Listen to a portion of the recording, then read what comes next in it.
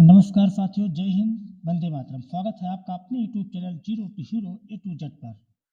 Friends, आज हमें करना है क्लास 8 का 5वां चैप्टर है चिट्ठियों की अनूठी दुनिया। तो बिना किसी देरी के शुरू करते हैं डायरेक्ट सारांश। फ्रेंड्स, चिट्ठियों की अनूठी दुनिया नामक इस पाठ में चिट्ठियों की विचित्र दुनिया से हमारा परिचय कराया गया है। इसके अलावा पत्रों का महत्व, सभ्यता के विकास में उनका योगदान, इस वैज्ञानिक युग में भी उनकी महत्ता, ग्रामीण जीवन में पत्रों की अतिशय महत्ता का रोचक वर्णन किया गया है।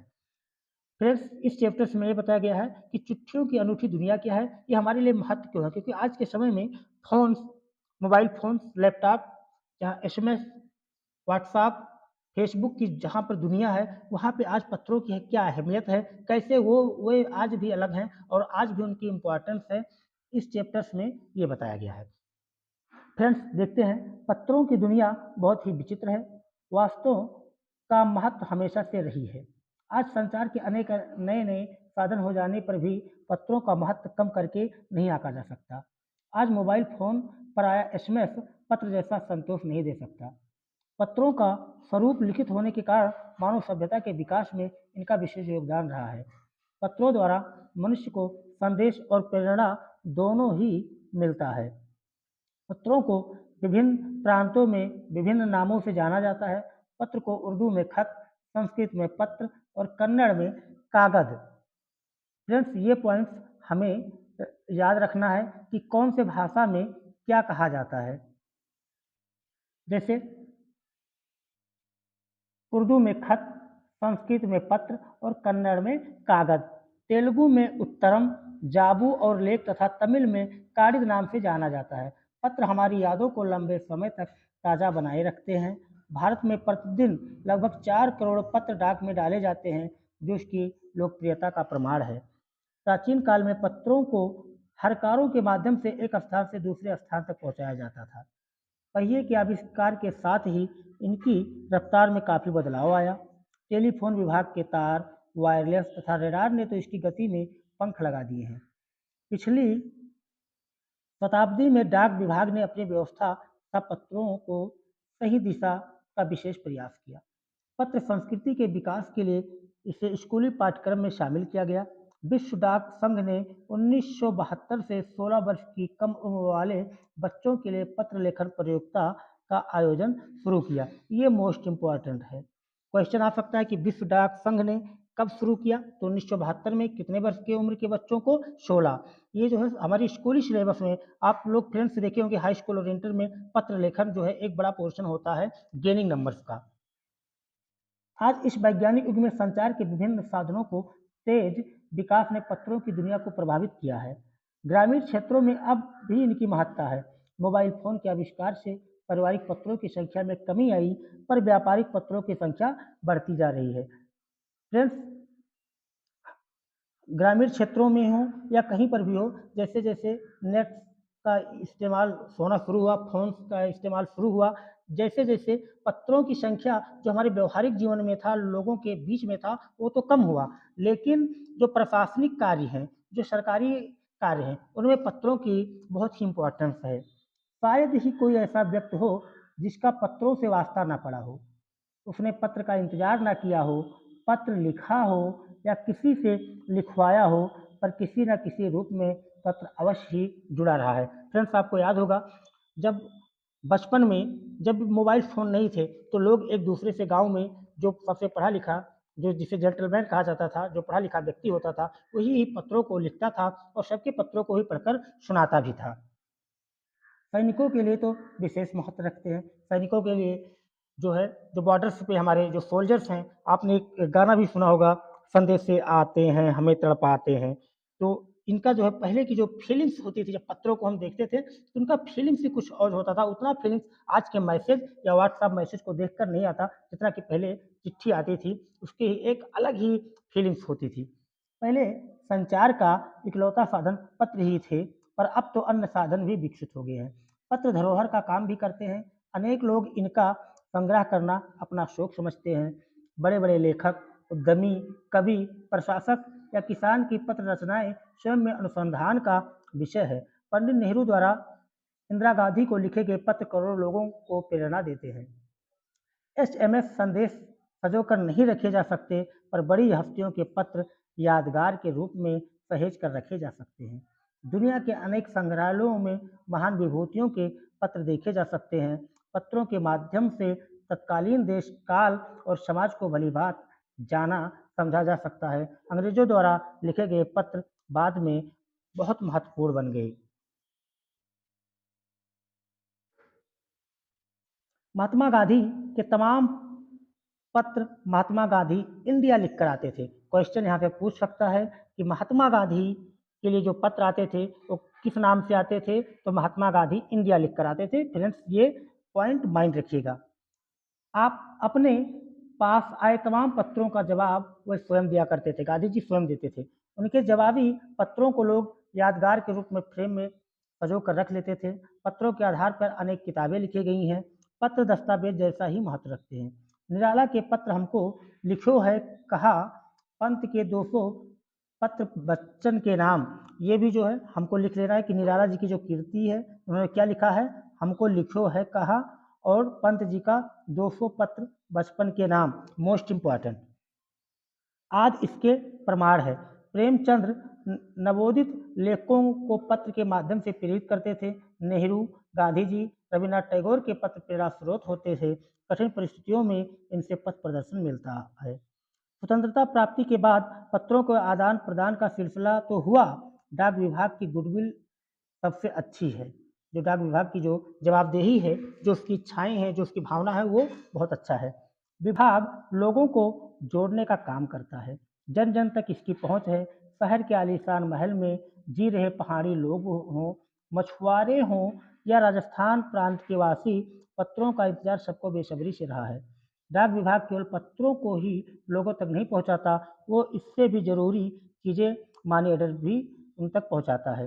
दूर दराज के क्षेत्रों में मनी ऑर्डर पहुंचने पर ही वहाँ चूल्हा जलता है।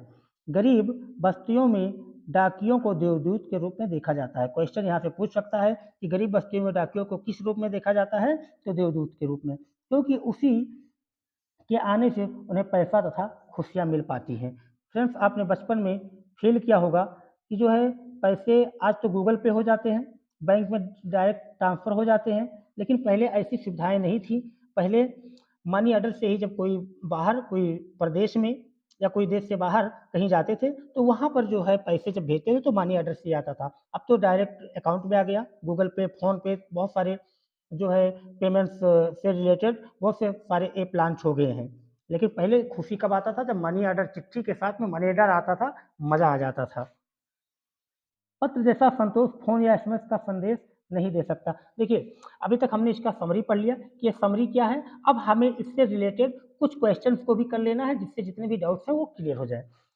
अब यहाँ पे कभी कह रहा है कि पत्र जैसा संतोष फ़ोन या एसएमएस का संदेश क्यों नहीं दे सकता? तो पत्र जैसा संदेश फ़ोन या एसएमएस का संदेश नहीं दे सकता, क्योंकि फ़ोन एसएमएस द्वारा केवल कामकाजी बातों को संक्षिप्त रूप में व्यक्त कर सकते हैं।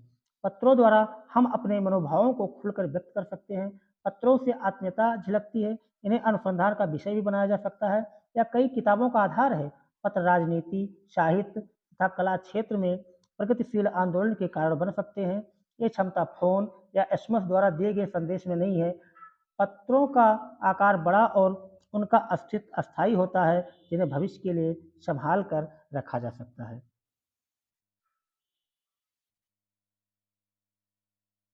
फ्रेंड्स, नेक्स्ट क्वेश्चन है, पत्र को खत, कागज, उत्तरम, जाबू, लेख, कारिद, पाती, चिट्ठी इत्यादि कहा जाता है।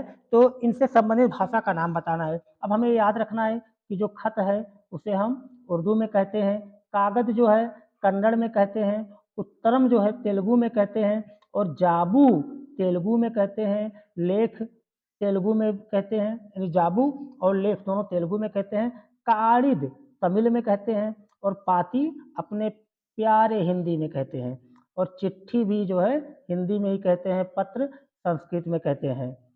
नेक्स्ट क्वेश्चन है, पत्र लेखन की कला के विकास के लिए क्या क्या प्रयास हुए? तो पत्र लेखन की कला को विकसित करने के लिए दुनिया के सभी देशों द्वारा पाठ्यक्रमों में पत्र लेखन का विषय शामिल किया गया। विश्व डाक संघ की ओर से सन 1972, देखिए मोस्ट इंपॉर्टेंट, 16 वर्ष की कम आयु के बच्चों के लिए पत्र लेखन प्रतियोगिताएं आयोजित करने का कार्यक्रम शुरू किया गया। नेक्स्ट क्वेश्चन देखते हैं फ्रेंड्स। 2 क्वेश्चन और बचे हैं, बस इनको हमें देख लेना है, क्विक रिवीजन हो जाए। पत्र धरोहर हो सकते हैं लेकिन एसएमएस क्यों नहीं? ये पूछा गया कि अपना तर्क दीजिए कि क्यों नहीं हो सकते। पत्र व्यक्ति की स्वयं की हस्तलिपि में होते हैं जो कि प्रियजन को अधिक संप्रेषित करते हैं। हम जितने चाहें उतने पत्रों को धरोहर के रूप में समेट कर रख सकते हैं, जबकि एसएमएस को मोबाइल में सहेज कर रखने की क्षमता ज़्यादा समय तक नहीं होती। एसएमएस को जल्द ही भुला दिया जाता है। पत्र देश काल समाज को जानने का साधन रहा है। दुनिया के तमाम संग्रहालयों में जानी मानी हस्तियों के पत्रों का अनूठा संकलन भी है। उपयोगी एवं शिक्षाप्रद पुस्तकों के रूप में भी रखा जा सकता है। फ्रेंड्स, आपने देखा होगा कि बहुत से पत्र या पहले की जो हमारी दादी नानी की जो पुरानी फोटो होती थी उसको लोग सहेज कर फ्रेम में करके अच्छे से आज भी दीवार की खूंटी पर टंगा रहता है। लेकिन क्या कभी किसी एसएमएस को जो है सहेज कर रखा गया? नहीं रखा गया। लेकिन जो हमारे पत्र हैं उनको बड़े बड़े संग्रहालय में आज स्थानों पर जो है एक यादगार के रूप में रखा जा सकता है। नेक्स्ट क्वेश्चन है, क्या चिट्ठियों की जगह कभी फैक्स, ईमेल, टेलीफोन तथा मोबाइल ले सकते हैं? बिल्कुल नहीं ले सकते। पत्रों का चलन न कभी कम हुआ था न कभी कम होगा। चिट्ठियों की जगह कोई नहीं ले सकता। पत्र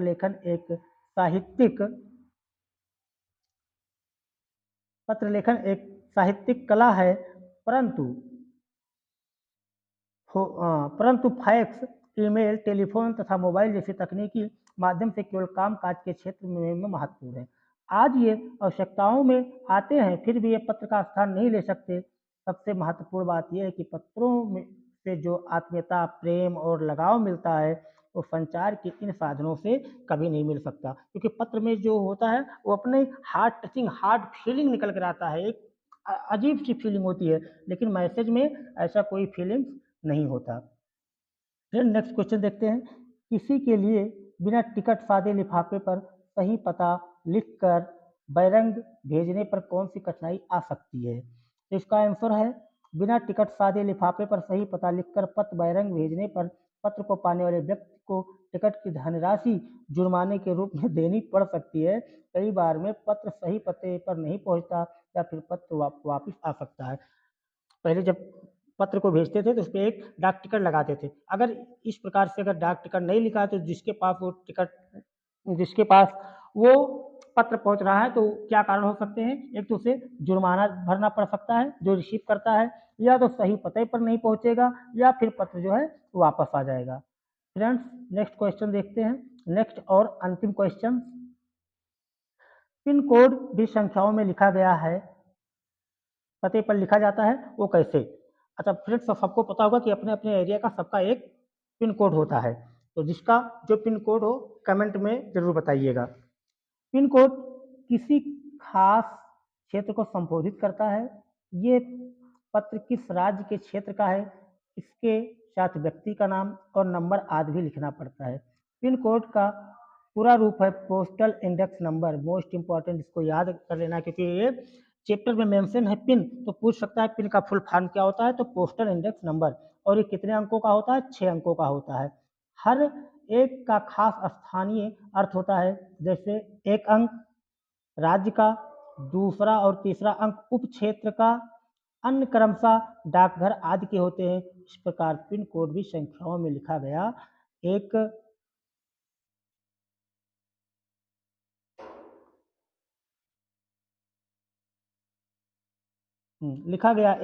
अंक ही होता है।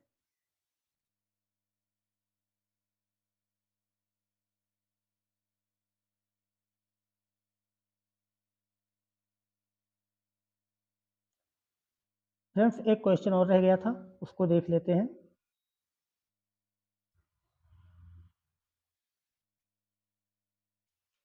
कहा गया, ऐसा क्यों होता था कि महात्मा गांधी को दुनिया भर से पत्र महात्मा गांधी इंडिया पता लिखकर आते थे? तो क्यों होता था? क्योंकि गांधी जी भारत में ही नहीं पूरे विश्व में जाने वाले व्यक्ति हैं। उन्हें दुनिया भर से पत्र महात्मा गांधी इंडिया पता लिखकर आते थे, क्योंकि महात्मा गांधी अपने समय के सर्वाधिक लोकप्रिय और प्रसिद्ध व्यक्ति थे और भारत गौरव थे। गांधी जी देश के किस भाग में रह रहे हैं देशवासियों को पता रहता था। उन्हें पत्र अवश्य मिल जाता था।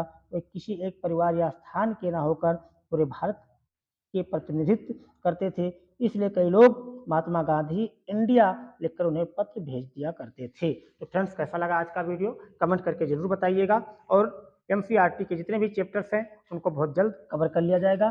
तब तक के लिए नमस्कार, जय हिंद, वंदे मातरम।